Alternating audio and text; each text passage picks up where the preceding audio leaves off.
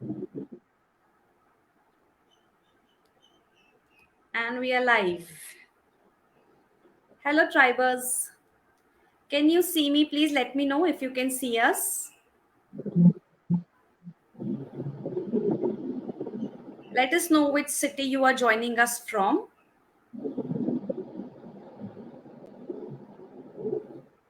Are we visible on the tribe? Can you guys see us? Team, please let me know if you can see me on the tribe. I'm trying to find a session on tribe.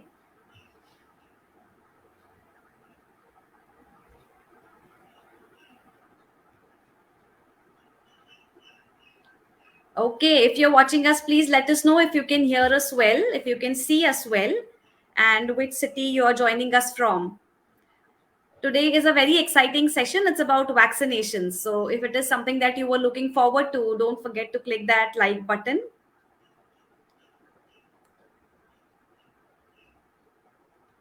Great, I can see some comments. Let us know which city you are joining us from. All right. So to begin with, today's session is about safeguarding your child before the monsoon, which is time for vaccination.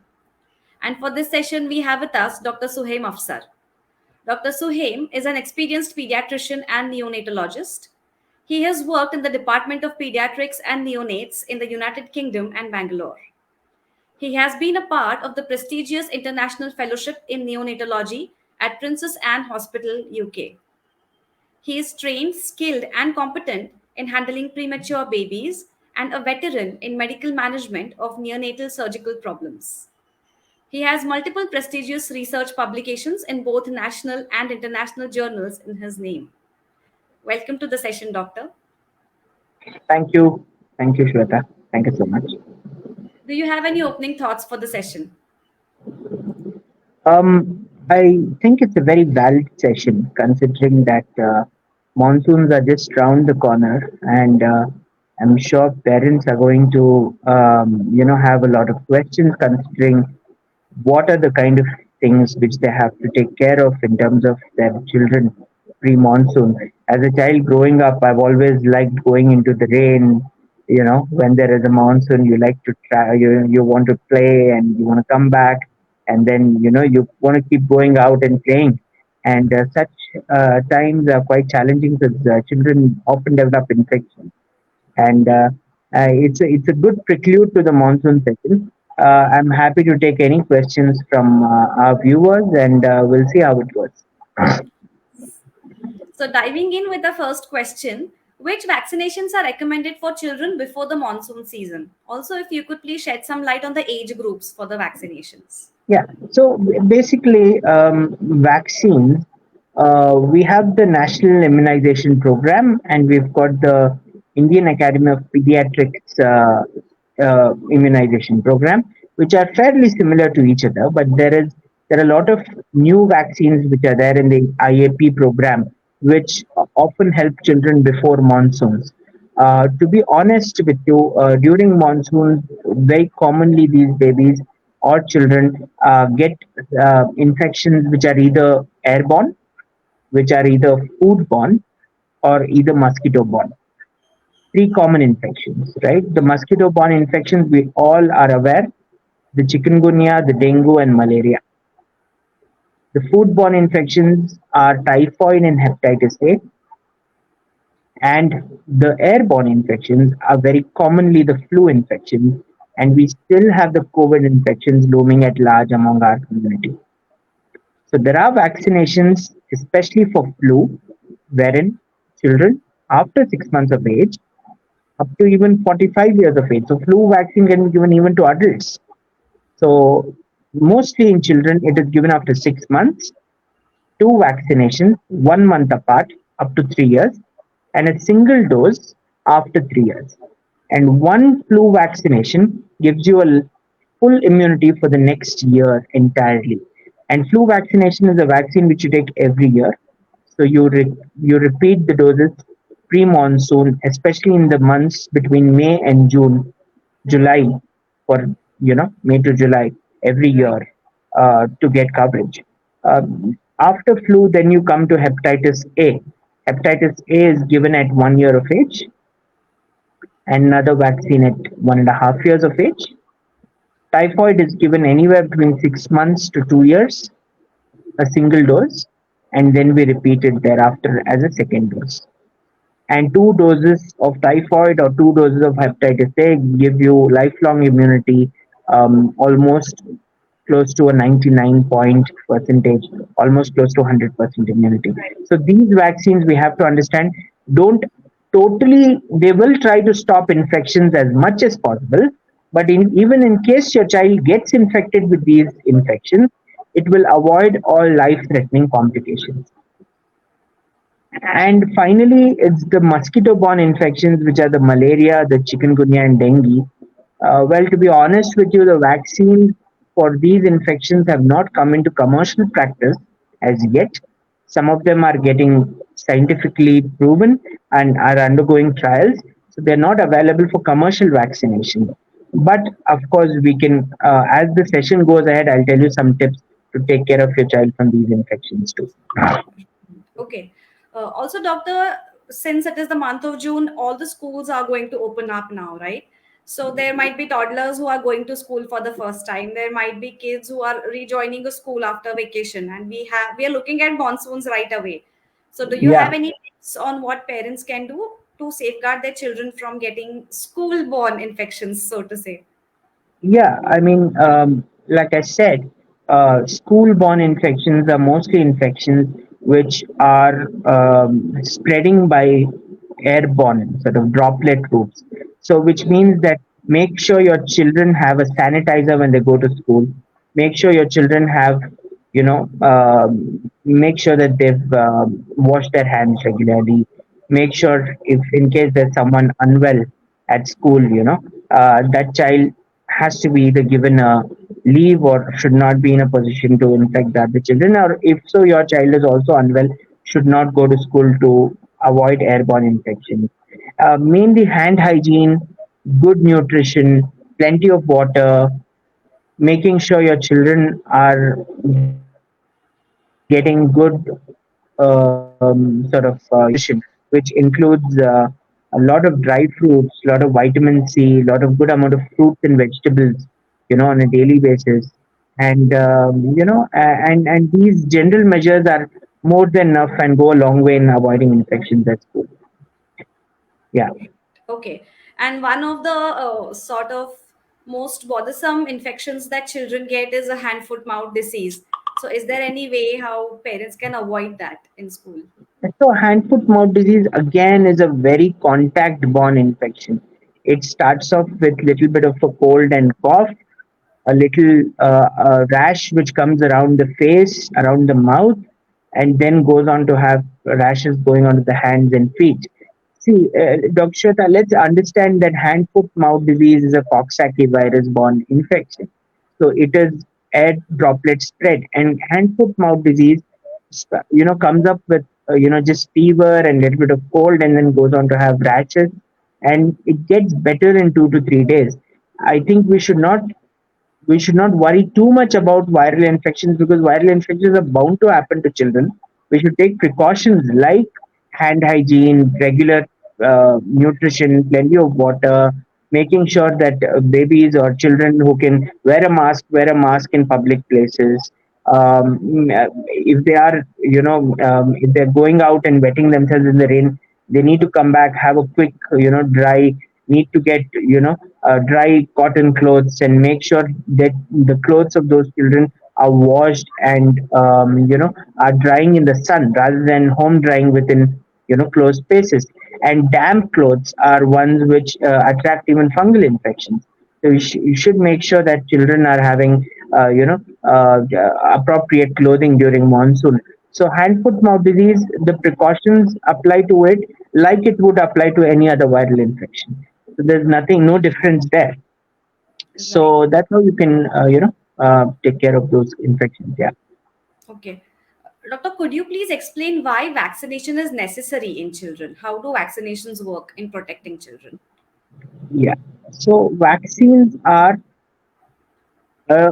either a part of the bacteria or the virus which is inactive, or a certain cell wall or a certain organ of that bacteria or the virus. So let's understand that vaccine is either an inactivated bacteria or a virus, or a part of its anatomy which is within the vaccine, which is given to children who are growing to protect themselves from life threatening infection.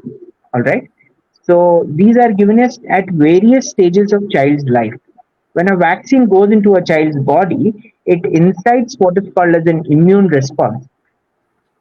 Now, what an immune response is basically the internal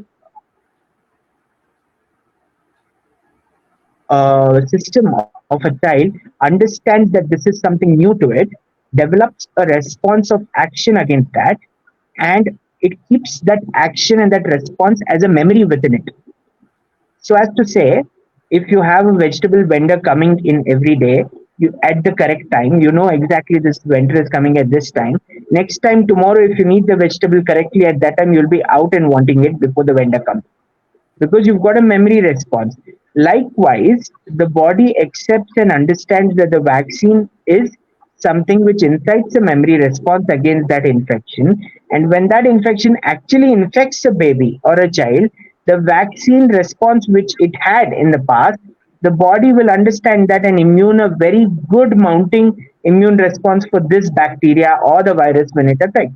So in totality, what happens is the children who are actually eventually affected by that infection, either be a bacteria or virus, the body will take care of that infection, and probably the child may never even get fever if that bacteria or virus affects it, or babies or children who do get fever may not develop complications, life threatening complications.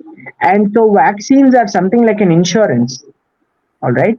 And if you are insured, you can take care of if you've got a car insurance, if there's a damage to the car, your insurance covers it. So vaccine is something which is like an insurance, but it also avoids damage in the long run, to be honest. Right. So yeah. Right. Also, after taking a vaccine, how long does it take for the antibodies to start working? Like, when does the vaccine start giving it the protection it is supposed to give? Yeah. So ideally, for pre-monsoon vaccination, we would like the children to take it at least about a month before the monsoon. Okay.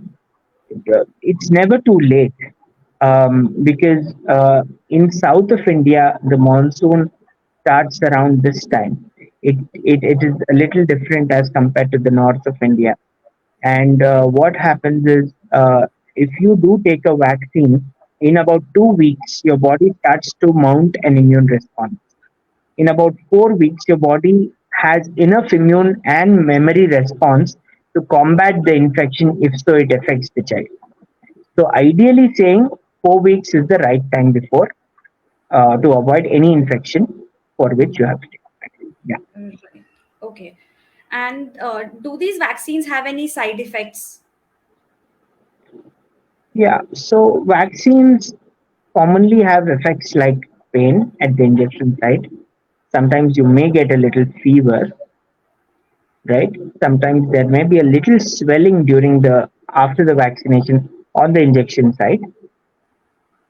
Apart from that, these constitutional symptoms, there's nothing major, right?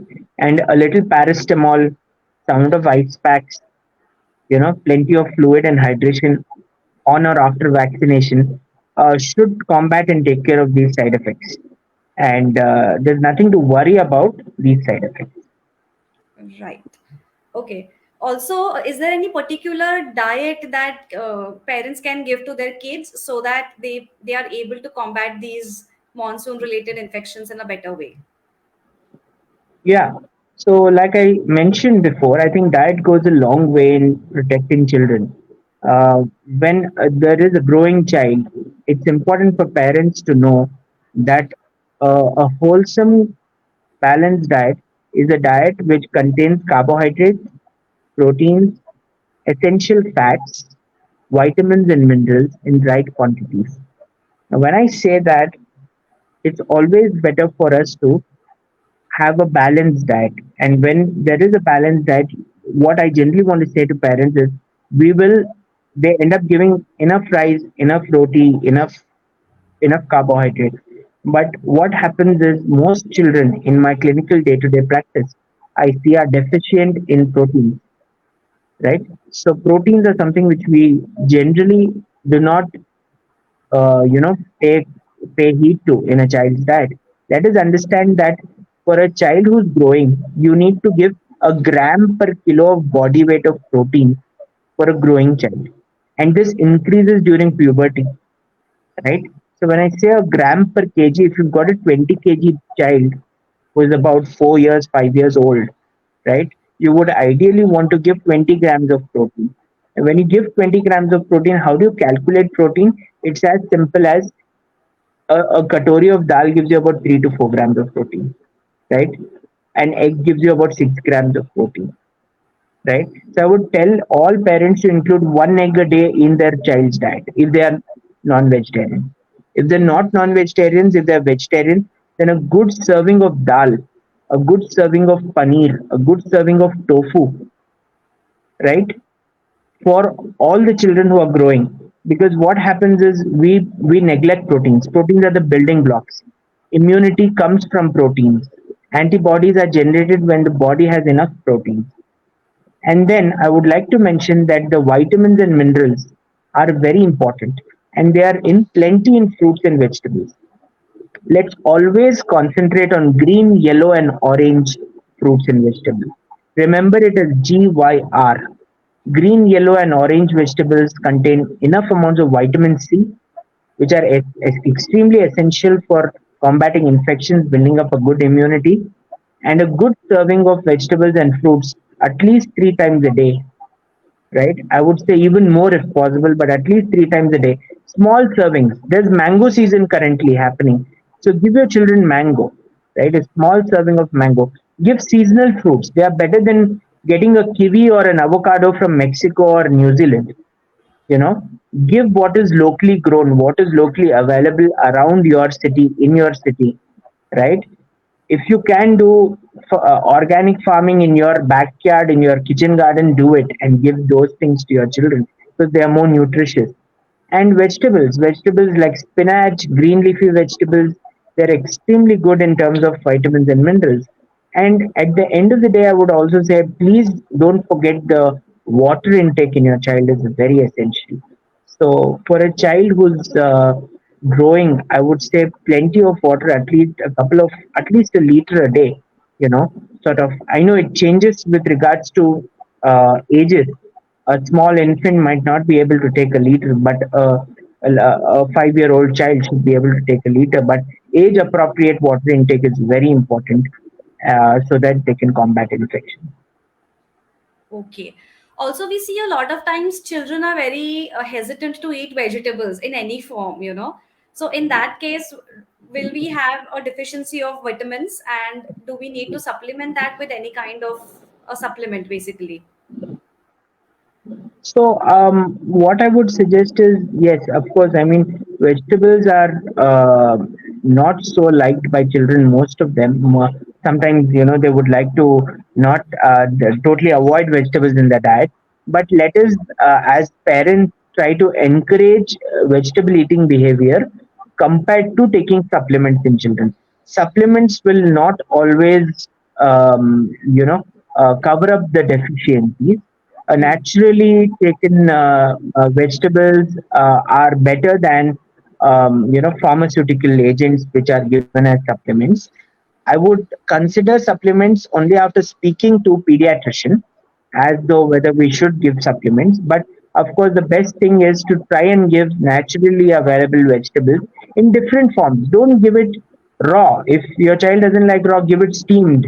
Give it pan fried or give it Hmm. tossed in little bit of oil or with some seasoning or whatever that is, whatever that suits the child, and mix it with other ingredients. I've seen parents mixing up broccoli with egg and giving it as an egg broccoli mix, which is then given on a pan, which is cooked on a pan and given. So innovative ideas in giving children vegetables will go a long way rather than actually going to a pharmacy, buying a supplement and giving it to them.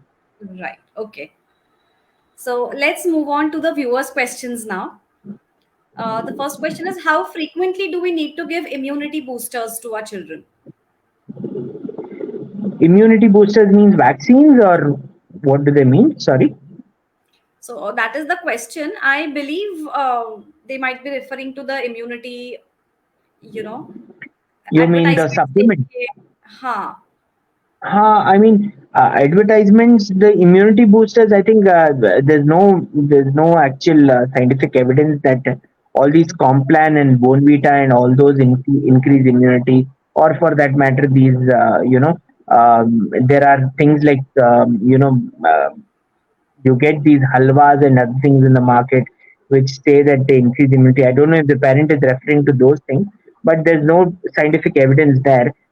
With regards to vaccinations, if they are referring to as immunity boosters, I think they should consult their pediatrician for it. But I've given a little update on in my talk about vaccine ages and the frequency of vaccines. Yeah. Yeah. Okay. The next question is, my son is 30 months old. Last year, during this time, he got influenza shot. Is it necessary every year to give for reducing the chances of flu infection? Yeah, I mean, see, let us understand that COVID has not totally gone out of the biosystem as yet. We do get COVID infections which are mixed like flu infections in the community. So I would consider a flu vaccine up to 5 years now post COVID in all growing children, because these infections, the flu infections, are very similar to COVID infections, and it's better to get protected against flu. And we've seen that COVID and flu can together be very lethal in children. You can have a child affected with flu who then gets COVID infections, and such situations the children do have some complications. So I would definitely suggest all parents to vaccinate their children against flu vaccine, I mean against flu infection, for up to 5 years of age, at least now post COVID. Okay. Also, doctor, for the use of sanitizer, can even toddlers going to school use sanitizers, or is there any age limit after which they can start using sanitizer? No, they can use sanitizers. There's no age limit. Sanitizers works on a toddler skin as it would do on an adult skin, and it's very safe. Yeah, they can use it. Yeah. Okay. The next question is there any difference between government hospital vaccination and private hospital vaccination? My baby girl had vaccination at born day 1.5 months, 2.5 Yeah, months, as I 3.5 mentioned months. earlier, I mean, there's nothing called as a government and a private hospital. Um, so Shweta, sorry, I lost you there. Can you please tell me the question again? Sorry. Yes. So the question is there any difference between the vaccination given in a government hospital versus a vaccination given in a private hospital? Are you able to hear me, doctor? Yeah. So there's nothing called as a government or a private hospital vaccination. There's a Indian Academy of Pediatric vaccination schedule and a national immunization schedule. The government vaccinations these days are incorporating a lot of vaccines which were initially not present. So you do get a lot of vaccines in government vaccination, like that of the Indian Academy of Pediatrics. But what I would suggest is, please go, if you want to take your government vaccination, go to your nearest government center, check the vaccination available for your child at that age, and please check with your pediatrician once. If there is anything which they have not given in the government, you can always vaccinate at your nearest doctor, nearest pediatrician.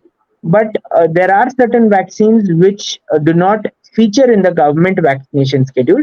So, and things like hepatitis A, typhoid, flu, they generally commonly do not feature in the national schedule, in the government schedule.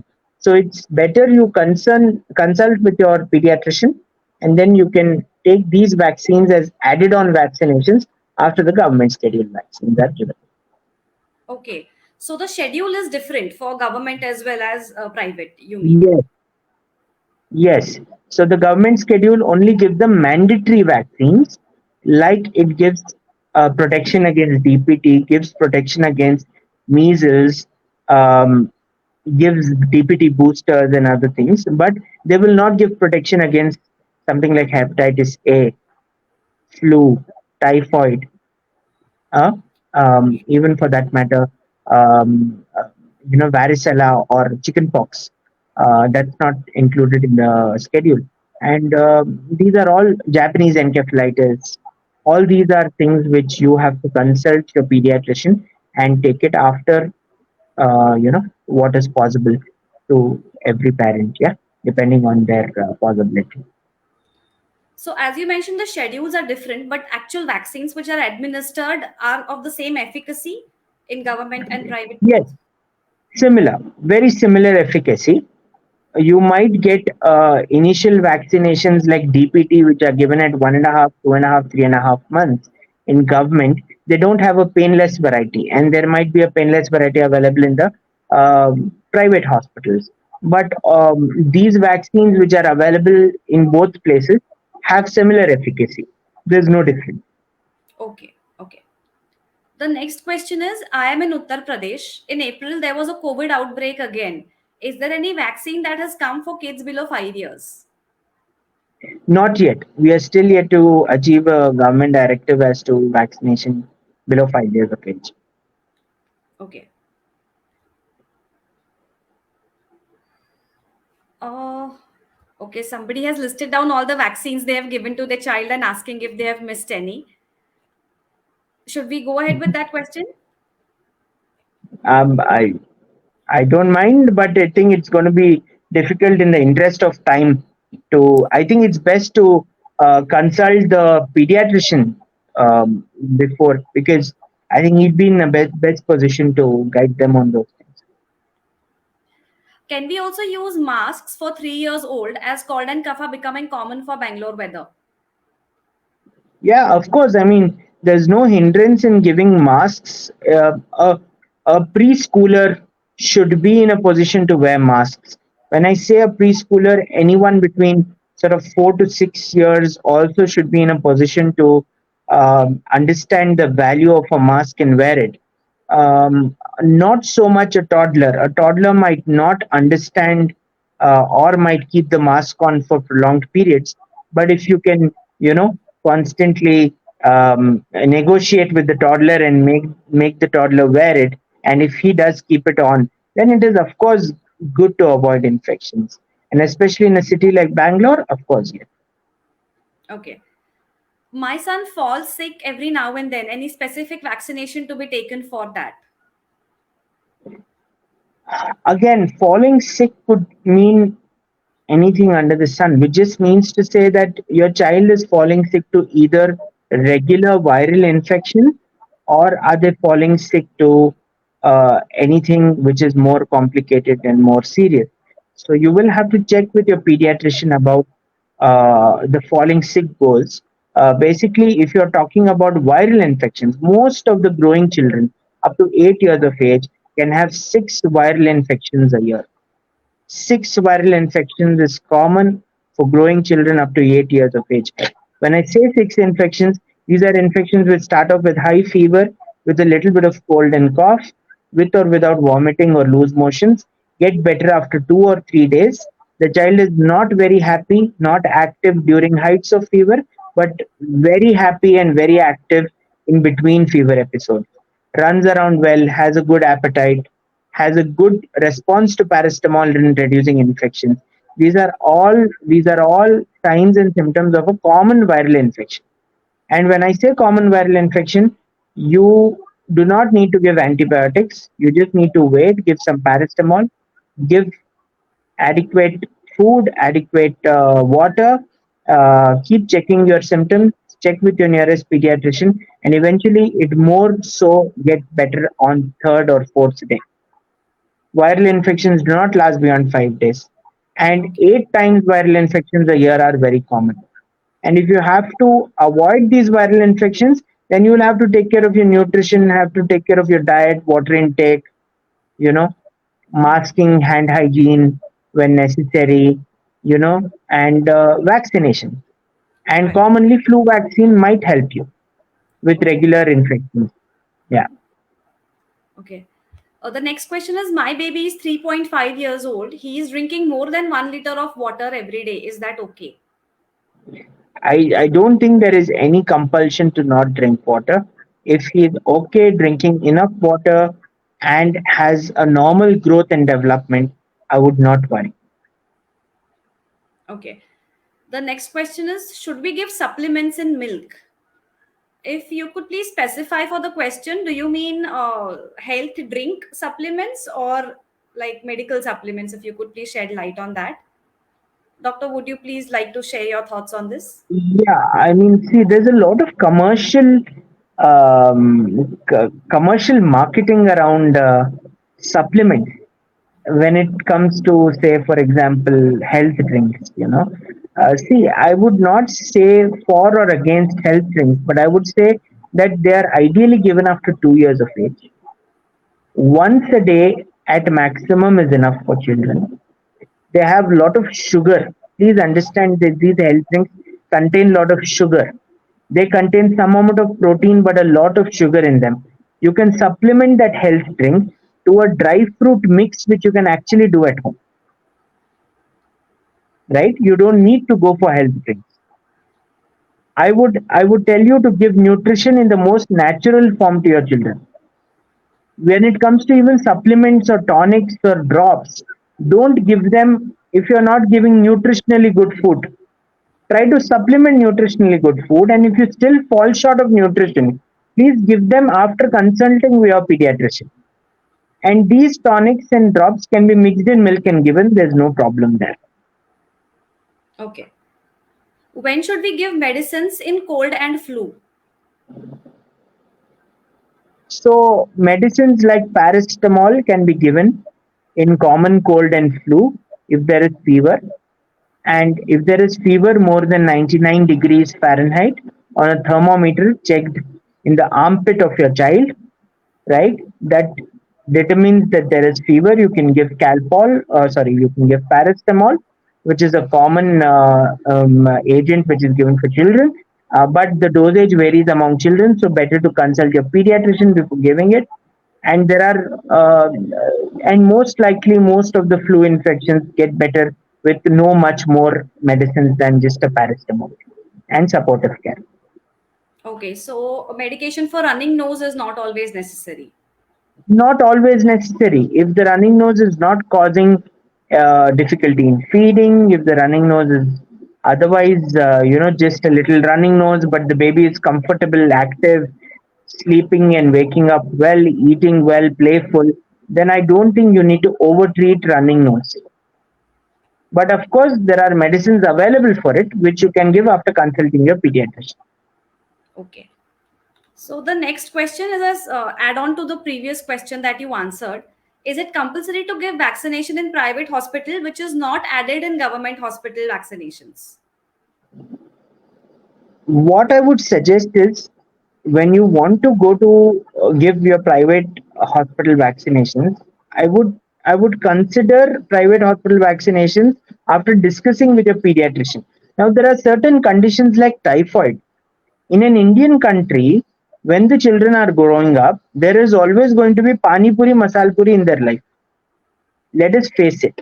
Your children are going to go out and eat food. Typhoid is commonly spread by poor hand hygiene, commonly spread by food. The people who make food are people who commonly spread typhoid.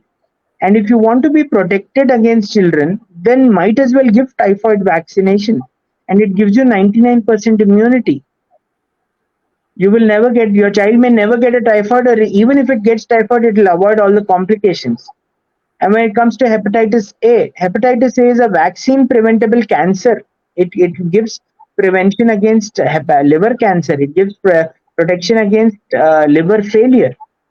So these are all common foodborne infections which vaccines cover. And then flu vaccine. Flu vaccine is given to cover all the common cold, fever which comes to children in the monsoon or the commonly in the monsoon season. So if you can prevent infections by speaking to your pediatrician and give some extra vaccines apart from government vaccine, I don't see there is any harm in that. It all depends on how far you want to go to protect your child against everything available, against all the common infections present in the market, and how long can you go to sort of give them full protection, full all-round cover. Right. Okay. It is all a parental decision, I would say, at the end of the day. Okay. The next question is, what can we do if child gets a high fever in case of head is comparatively hot but not the entire body? I mean, see, when you have fever, you need to have a evidence of fever, which means your thermometer readings should be high, right? A warm head, but the rest of the body is okay, and the thermometer is showing normal readings, doesn't mean there is fever. Okay, most children who are growing up to the first 3 years of life have larger head compared to the rest of the body. The surface area of the head is larger compared to the rest of the body. There's a lot of heat loss from the head. That's why their head always feels a bit hot and warm.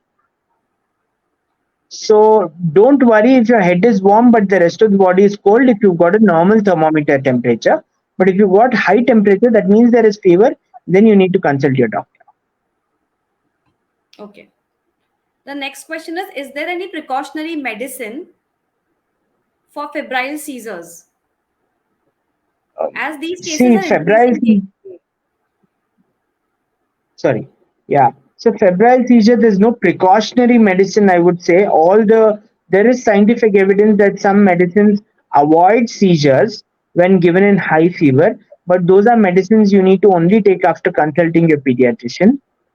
Febrile seizures are common between 6 months to 3 years of age in children when the fever goes very high. So make sure when your fever is starting off to give them paracetamol if you've got at home, or give them a good sponge bath or tepid sponging to reduce the fever and go to the nearest hospital or a doctor facility. There's no other way that you can avoid febrile seizures as such.